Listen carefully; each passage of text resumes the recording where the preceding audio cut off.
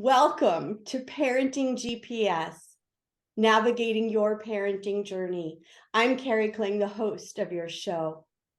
Parenting may be the most difficult yet rewarding role any of us may ever have in our lifetimes. It can be overwhelming and frustrating when things are going well. But what do we do when our kids become ill and we don't know what's wrong with them? Today, we're going to focus on a specific syndrome in the hopes of you recognizing that this could be something going on with a child in your lives, in your life. Today, we have Diana Pohlman, Executive Director of pandasnetwork.org, and she's going to be sharing her story and how she founded this first nonprofit and is helping people all over the world. Later in the show, we're going to be talking with Stacie Manna, and she has two children who both became ill with pandas. We're going to tell you what that is in just a moment. And she's going to share the story of recovery with all of you. My sense is that when you hear the stories today, you're going to recognize that you know somebody who's dealing with this right now. First, I'd like to welcome Diana Pohlman, Executive Director of Pandas Network. Welcome to Parenting GPS. Hi, thank you for inviting me, Kari. Oh, it's my pleasure.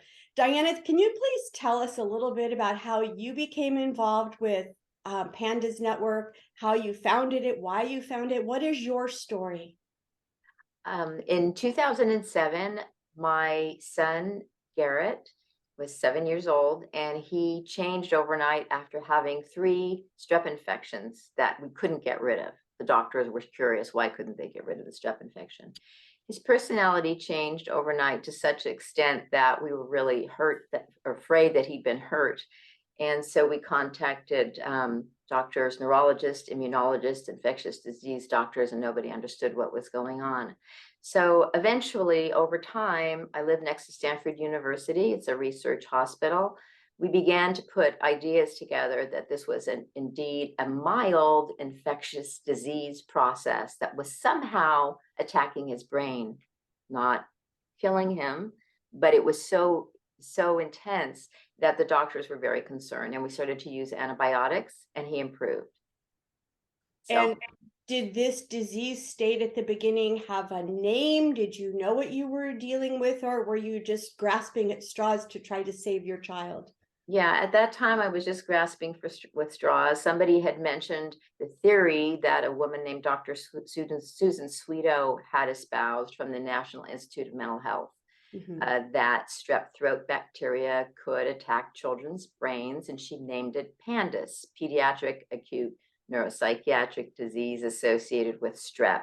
We didn't know about that when we first started out, but doctors started wondering that maybe Dr. Sweeto was correct. The doctors at Stanford started thinking she was maybe correct, gave him some more antibiotics, he improved. Every time we took him off the antibiotics, he got very, very sick again, mental health issues, OCD, various fears. I could go on and on about, but right, personality changes. Do you want me to describe the?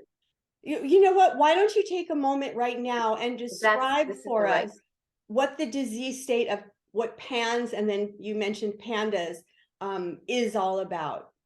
So PANDAS is the original term that Dr. Sweeto came up with a few other doctors from the University of South Florida and Yale. It stands for Pediatric Acute Neuropsychiatric Disease associated only with strep throat. And the psychiatric component is OCD. The other component that's a physical neurological component is tics. So movement disorders that little children can have.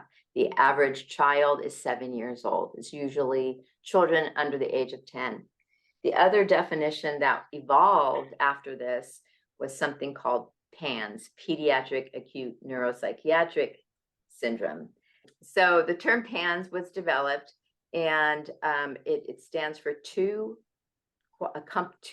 qualifying conditions plus various other accompanying symptoms. So the sudden onset of eating disorders with little children, anxiety, extreme emotional lability or major depression, irritability, anger, oppositional behaviors. Mhm. Another symptom is behavioral regression. The child is younger than they were. They Mhm. appear younger than they were the month before, or the week before. Deterioration in school performance, inability to write well, the major regression in mathematics and writing, and also very bad sleep disturbances and sometimes incontinence. Mhm. So those are the two definitions that evolved over time. Thank you, Candace. Diana. And there may be people out there right now and they're thinking, oh, well, my child or my grandchild or my niece or my nephew are exhibiting some of those symptoms. I wonder if this is something I should check out. And so here's, and it doesn't have to be that every child, develops all of these symptoms. It could just be one of the major ones, as you talked about, and then, one or several of the minor characteristics. Here's what So we're going to do. We're going to take a break. And when we come back, we're going to meet Stacie Manna. She is a board member with pandasnetwork.org. And she is going to share the unbelievable stories of what she went through with with her children. But first, I want to say, Diana, and we can talk about this at the end, that thank goodness your son and your daughter, who also went through this, are doing great and they're fine now and they're adults. So yep, we're I'm very very happy. grateful. We're very grateful for that. So everybody stay right there. We'll be right back and we're going to meet Stacie Manna. Thank you.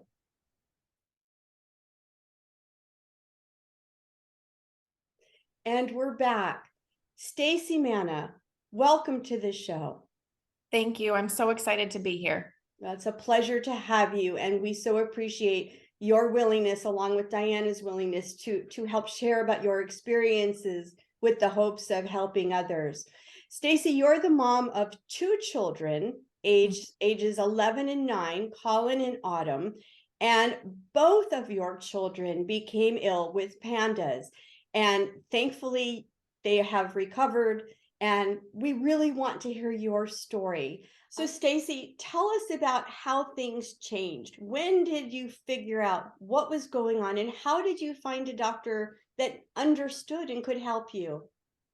We had a few roadblocks, seeing some doctors that just weren't able to help us, but it all changed when I stayed up one night and refused to go to bed until I found our answer.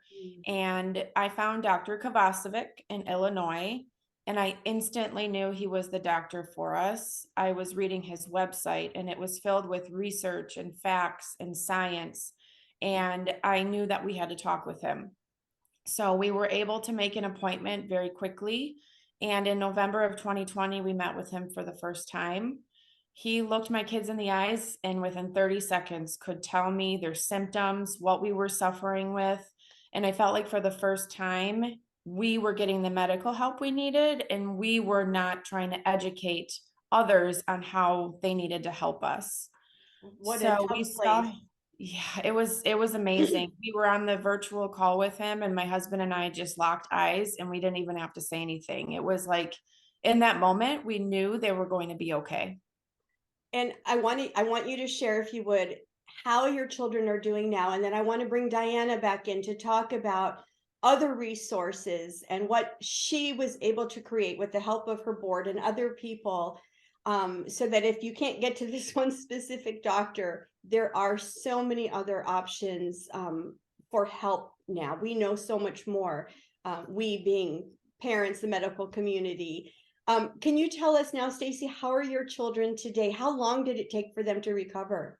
They are healed and absolutely incredible, which I am so happy to say. So he treated them with antibiotics and then IVIG, and Autumn was showing improvement within 2 weeks of IVIG. Colin was taking longer. He was more severe. By the time we got to that point, he was a very severe case. I'll just leave it at that. So his took a few months. He ended up having a relapse from getting ill. So he's actually had two IVIGs, but now it's been 2 years since their first IVIG and they are symptom free. They're amazing. They're in school again. They are in 4th and 6th grade now. They jumped back in. They are just incredible. I can't say enough good things about where we are today. It's very, very possible to heal when you're able to give that prompt treatment.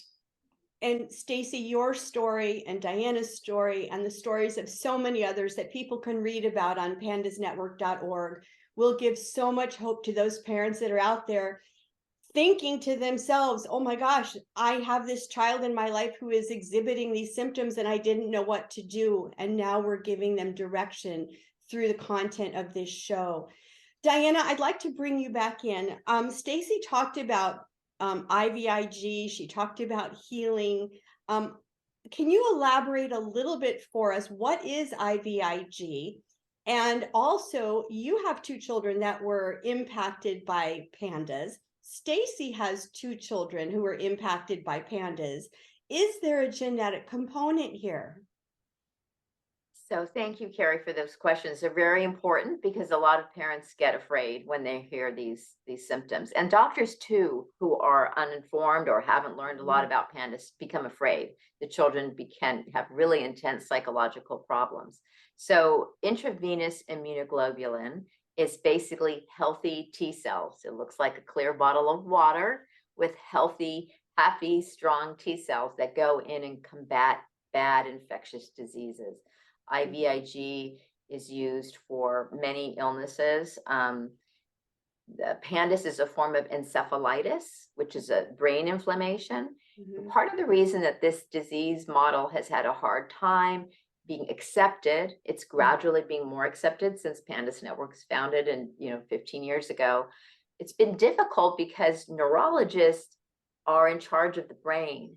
And they have studied only, they have studied primarily brain inflammatory processes that can create coma or seizures. And our children, thank God, generally don't get that sick.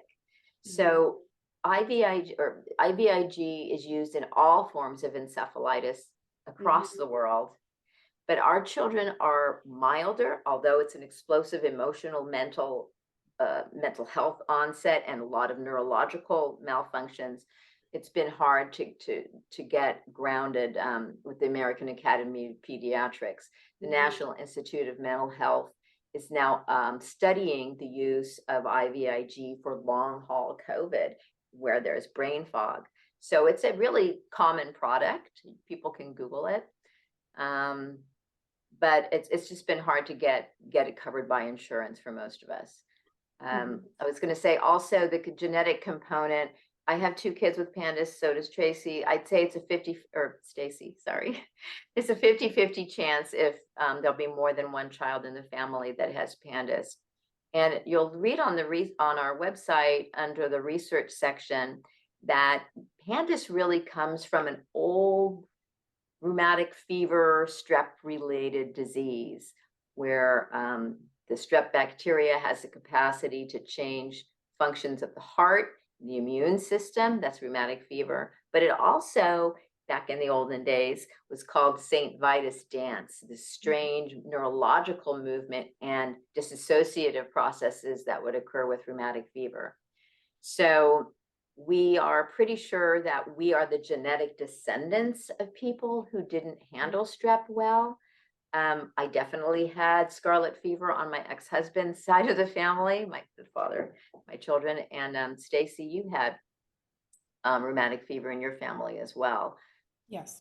Yeah, so PANS, PANS, the other definition talks about other infectious processes that are creating this malfunction of the brain. We're seeing it with COVID. We're seeing it with pneumonia. We're seeing it with many diseases, but we seem to be genetically sensitive in the base of the brain. There seems to be a conduit that is slightly delicate. So now the National Institute of Mental Health has given us $5 million for the next 5 years. Wow. Yale, Stanford, Columbia, Dartmouth are all going to participate, and there's some other groups are going to participate in this research to find the exact genetic cause, we hope, and the autoimmune process that kind of malfunctions. Wow, so much. And unfortunately, we only have a 30-minute show.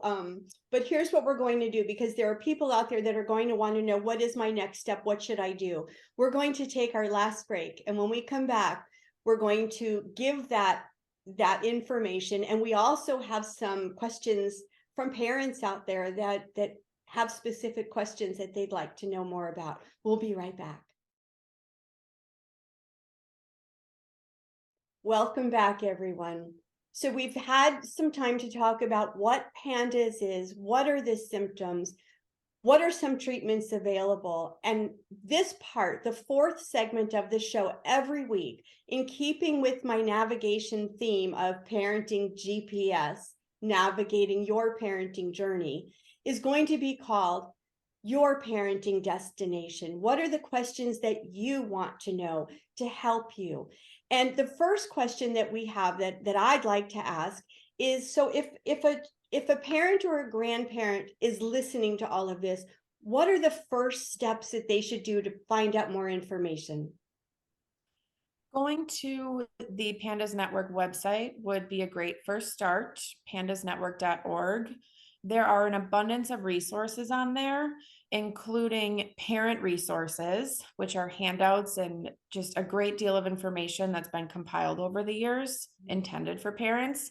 And there's also a option to click Find Help Nearby.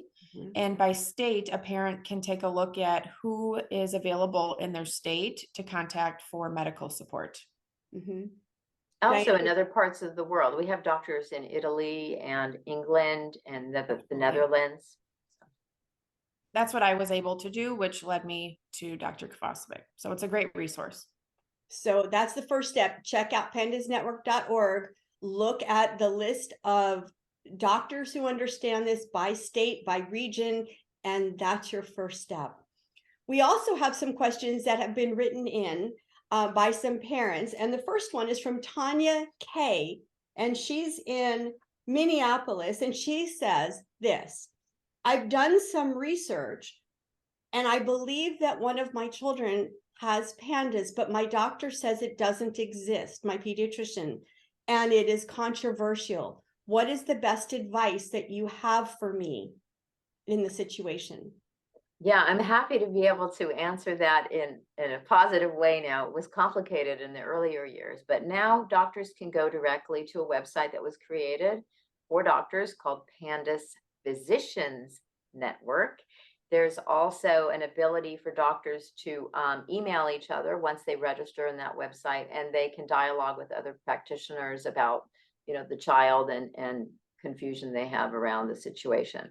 If the parent suggests that to the doctor and they still don't want to help, the parent needs to move on to a doctor that does believe in PANDAS and just keep going. Reach out to the parent community and don't stop. Absolutely. And one of the early mottos for Pandas Network was know the symptoms, change the outcome. And so you don't want to wait a long time. If your child is dealing with some of these symptoms, you want to try to get help right away. Another kind of the motto right now of pandasnetwork.org is not rare, but rarely diagnosed. Would one of you like to address that in terms of the numbers for us, please?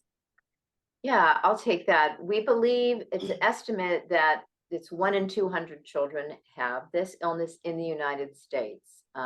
Worldwide, there's at least 50,000 children that we know of in Europe that have this, and another 50,000 children in the United States that we've been able to track. And in the US, we say that the 1 in 200 means essentially 2 children per every elementary school in the United States at one time in a given year have PANDAS. A lot of them aren't getting help. And we just are fighting to make sure everybody can get help. Awesome. As we begin to close with our time together, this is such an important topic because children are suffering and parents are suffering in trying to help them. And I want to encourage you, anyone out there that's listening to this, if you are recognizing some of the symptoms that we're talking about in the children in your lives, Don't wait. If a doctor tells you, no, no, no, your child, like Stacie said, has anxiety, needs therapy. If you see that it's more than that, take action. Contact one of those doctors on the pandasnetwork.org site. Read some of the stories that are on there about recovery. Yes, it's scary, but it doesn't have to be, because there is hope and there is healing.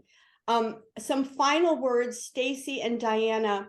What would you like to share with our viewers? Last Stacie, thoughts. you want to go first? Sure, absolutely. Overall, it's really important, and I'm just going to reiterate that healing is possible. Mhm. And it's okay to get a second opinion, even if you have a lot of respect for your pediatrician. You're not disrespecting them by looking for that second opinion. It is actually something that most of us have to do in order to get to that diagnosis and healing. And the longer you wait, the harder it will be to heal your child. Unfortunately, our time frame just took way too long, and that is why Colin progressed and why we ended up with IVIG. So there is hope. It is okay to be aggressive and get a few more opinions and really push, because you know your child best. And we look back and we have no regrets with the path we followed, because our kids are happy and healthy, and you have that exact same chance as everybody else. So much. Thank you, Stacie. Diana, last word. Last thing I was going to say, we're really excited about the future, because the research that is being published by Columbia and Yale and Stanford is proving that the mechanisms are real, and we're saving children from a lifetime of potential mental health issues or things that look like Tourette's syndrome or severe OCD. And we're really excited because we have made a lot of inroads in the last 15 years. So don't be afraid. Get advice from friends and family. Read the internet. Go for it. Read books. You can do it. Thank you so much. Thank you for your dedication, both of you, not only to your own children, but for taking it that next step to help others who may be out there suffering and don't know where to turn. Welcome to our second show of Parenting GPS. I hope you have found it informative. Parenting, once again, can be the most difficult, yes, rewarding job any of us can ever have. And the goal of this show is to provide you with information that will deal with relationships, behavior, learning, anything that we deal with parents, in the hopes of giving you content, strategies, and resources that will help make your parenting journey as positive and joyful as possible. Children represent 25% of our population and 100% of our future. Thank you for joining me.